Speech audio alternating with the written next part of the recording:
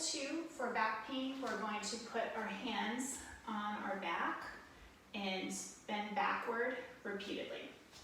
So in this position, we're going to lean back, look up at the sky, and come back. Each time we go back, we might be able to go back a little further and back. And maybe even further over time, like looking all the way up at the ceiling and coming up. We want to be careful not to bend the knees, so the knees stay straight when we bend backward. Instead of doing this, which is not really bending your back backward, just bending your knees. So an important concept to understand is the concept of centralization. And centralization means that symptoms should ideally go back to the location that they're in. So say your symptoms go down into your leg. If you're doing the repeated movements and you feel it less in your leg and more in your back, that indicates the symptoms are going closer to the place they came from, which is your back. That means symptoms are centralizing, and that is a good sign. If symptoms are peripheralizing, that means the symptoms are referring down your leg and going further away to where the symptoms came from. And an example of that would be as you're going back, the symptoms are getting more in your leg and less in your back. That would be a bad sign. So you're either progressing too quickly or going back too far in your range.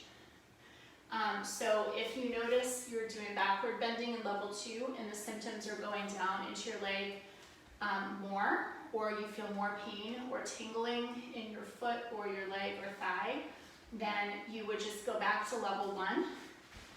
Do these exercises again, and hopefully with this, your symptoms will centralize and not peripheralize.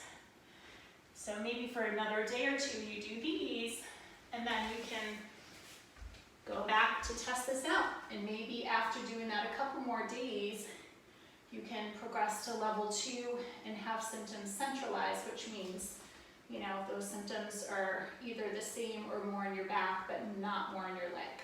So feel free to direct message if you have any questions about that. At this stage, you can do activities that involve upright motion. So this could be walking. This can be standing for long periods of time.